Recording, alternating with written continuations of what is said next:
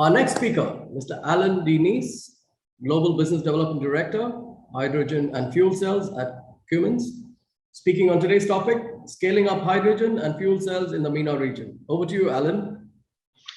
Thank you, Moen, and thank you to the MENA organizing committee and group for inviting me to speak. And I'll be talking a little bit about how a lot of the key topics on green hydrogen and scaling up with fuel cells.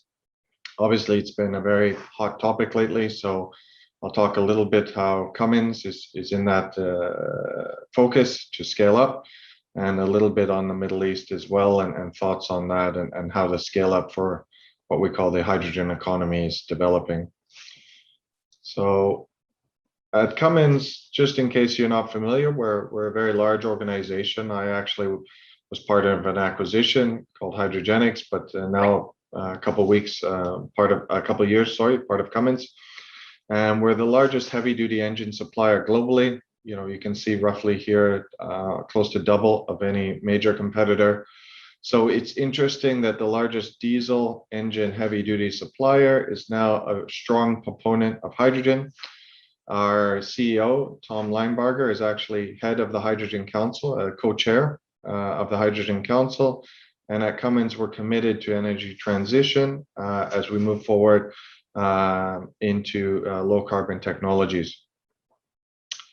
Where we are today, as I mentioned, I was part of an acquisition called Hydrogenics, but globally we're expanding our footprint. We have large presence in Canada, some in the US, in Europe, and in China today from a hydrogen technology perspective, but we will be expanding our breadth and expertise into other regions of the world, such as the Middle East, and we'll see some big announcements in the near future. I'll talk more. Also, we've expanded to the world's largest electrolyzer factory that's being built in Spain. So we are expanding more and more in the hydrogen economy and production capabilities. Through acquisitions, Cummins has inherited a long history in hydrogen electrolysis, over 70 years with over 1,500 systems, which is more than any company globally today. Fuel cells, we've been making them for over 25 years and over 3,000 systems. We have always been a world leader in this technology. We support alkaline, PEM, soon solid oxide fuel cells, PEM fuel cells, and also storage tanks. And I'll talk a little bit more about that. But essentially, with the Cummins family, we have a very large presence around the world. We have a JV in the Arabian region as well, but we are expanding globally, and that ability to support and scale up, I'll talk more about as we move forward. So we're the only company today with a full hydrogen ecosystem, or green hydrogen ecosystem as we call it. We have production with our electrolysis. We have a JV with a company called NPROX, which is a Dutch-German company for storage systems and tanks. And then the fuel cell systems and fuel cell modules, as you can see here on the pictures, that allow us to have an ability to understand all aspects of the hydrogen ecosystem. This is our products in the electrolysis space. We make smaller electrolyzers as small as 15 cubic meters per hour up into the very big ones where we've actually deployed the world's largest green hydrogen system in Canada at 20 megawatts or 4,000 cubic meters per hour of hydrogen production. So we've got quite a range of systems and availability depending on the size and requirements out there.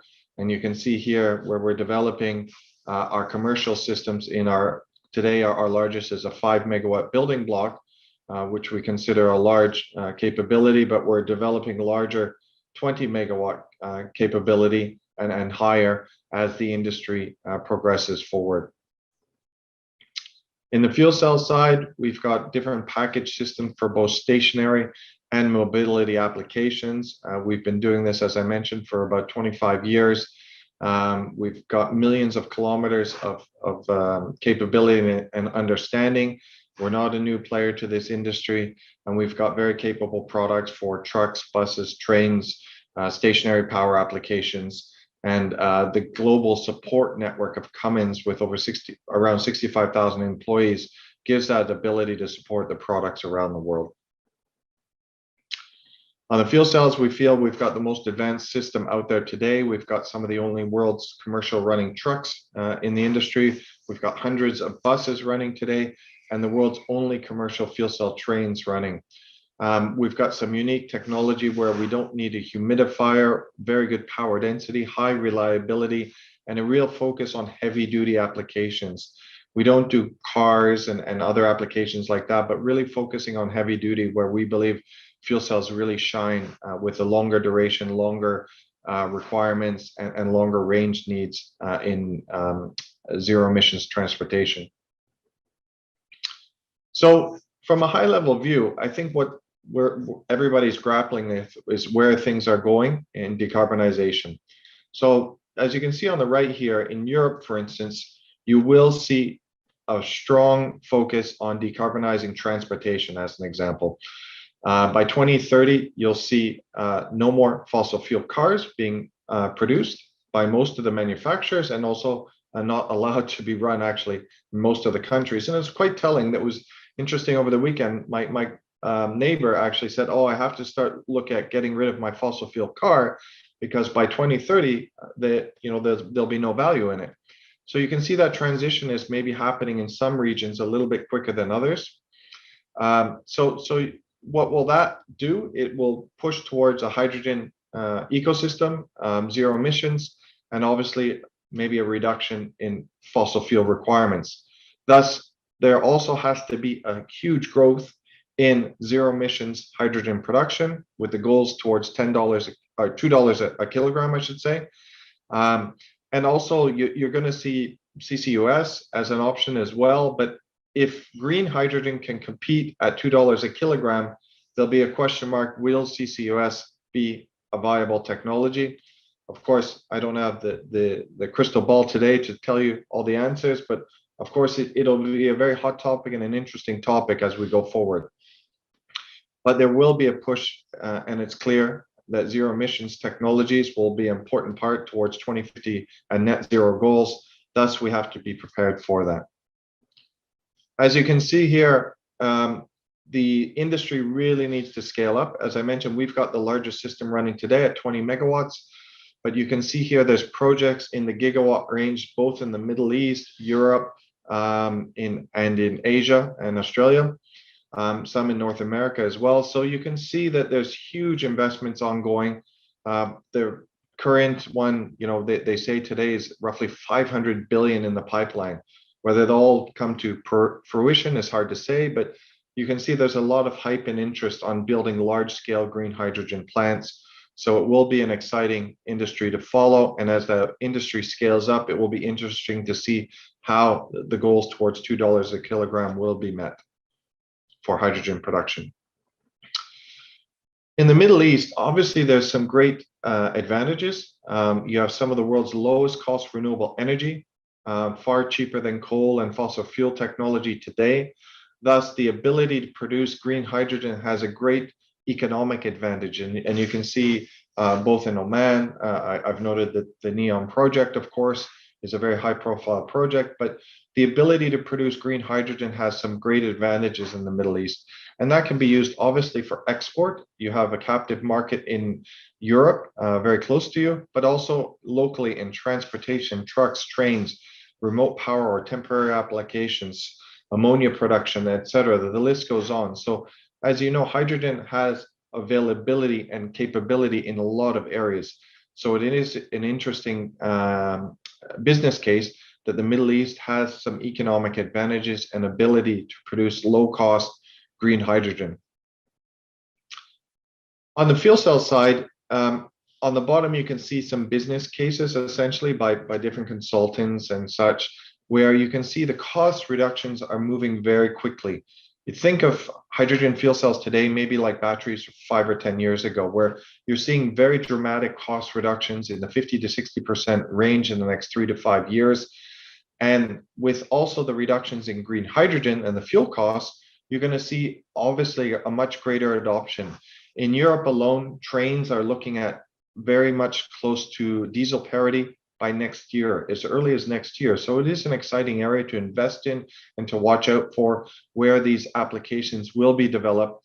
For buses, you're looking already at 2024 in Europe, and you can see here the cost down trajectory that Cummins is looking at, where we're looking at $500 a kilowatt and even further in the near future. So you can see these business cases will allow for much greater adoption and potentially lower than fossil fuel require our costs or our total costs in the hydrogen ecosystem and also transportation. On the cost of hydrogen, of course, a lot needs to be done.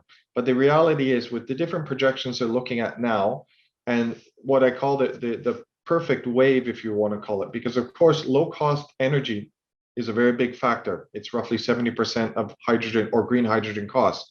So you can see the low cost renewable energy feeding into the electrolyzers. And of course, ramping up of electrolysis will mean that the goal of $2 a kilogram, I think, is realistic, roughly in the 2024 to 27 timeframe. That's, various projections are out there. That's my thought.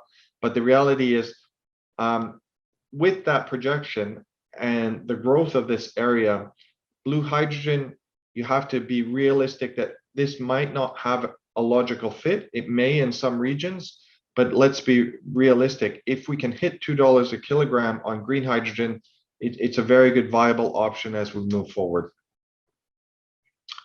What we're doing, we're obviously scaling up. We built the world's largest green hydrogen plant in Canada last year. We've inaugurated what we believe will be the world's largest electrolysis production factory in Spain with the Prime Minister. So there's obviously a great focus on doing large-scale production of hydrogen in that region, but also globally. So we're responding in this area and making major investments to expand in this area. There's been a lot of questions how we can adapt and expand further. Obviously, in the MENA region, I think there's a lot of interest, a lot of growth, a lot of large projects, but there needs a lot more work to be done, of course, and pushing local funding organizations towards zero emissions, governments as well, low carbon cities such as NEOM. So there's obviously a lot of interest and ability to expand in this area, and I think there needs to be a lot more push as well. Automated production, larger production sites can be obviously expanded. Today, to be honest, a lot of or most of the fuel cells today are being produced by hand. So that shows the ability to reduce cost is very great in the region, globally. And localizing, we strongly believe, and we're reaching out to local partners in the MENA region to localize some of that production as well. Cummins Arabia has a strong presence and local partnerships in a lot of the region as in Middle East, sorry. So some of the experience to do these applications, there's a lot of startups, a lot of hype in the industry, and we believe with our long history in the industry where we'll be a key player in the hydrogen economy. We built the world's largest fuel cell bus fleet. Today, it's maybe not the largest, but it has been for many years. We're building the world's largest train system. We've got orders for over 200 trains in Europe. And that economic ability to do a very cost-effective deployment of hydrogen rail versus diesel and other applications, I think is very logical as we move forward. We've got the world's largest PEM electrolysis plant running on clean energy, and we've been involved in a lot of fueling stations. So that ability to and breadth to expand globally, we've got mass production facilities. We're the only supplier with the full ecosystem, as I mentioned, from production to storage to electrified and fuel cell transportation. And we've got a very strong lobby globally as well in terms of our ability to be on various lobbying bodies such as the Hydrogen Council. And we're very involved in understanding and expanding our production capabilities to meet the needs of the growing hydrogen economy. Hydrogen is an energy carrier. It doesn't operate in its natural form. So thus there needs to be a lot of work to have hydrogen in a clean form. And we believe that we'll be a major player as we move forward to be a part of that. So with that said, I appreciate the time and ability to present. Cummins is deeply committed to the energy transition as we move forward. We believe the MENA region has extremely strong advantages to be able to be, again, a world leader as we move towards energy transition. Sure, over time, fossil fuels will still have a major part to play, but I think that will diminish over time, and the ability with the low-cost renewables in the MENA region will give you a strong competitive advantage and also be a leader in energy supply as we move forward to net zero in 2050. So with that, I thank you, and obviously I'm open to questions if at this time. Thank you, Alan, for your presentation. Attendees, please be noted, Cummins has an exhibition booth to go and check their products and services and continue the conversation with Alan and his team. Coming back to you, Mr. Alan, one question is, in the next coming few months, do you have any upcoming project which you're excited about in the Middle East or in Europe on any of these topics you're talking about? Which is your most exciting? Yeah, we will actually announce something probably in the next month or so. Our customer has asked us not to announce it yet, but we will have something announced very soon in the MENA region. So we will be putting, let's say, more focus and resources towards that. Again, I apologize, I can't really announce it officially yet, but we will have some projects, and we're obviously trying to feel out what other projects and capabilities there are for Cummins to play a part both in transport and hydrogen production. Thank you, Alan, for your time, and hope to meet you in person in the next edition. Thank you. Thank you very much.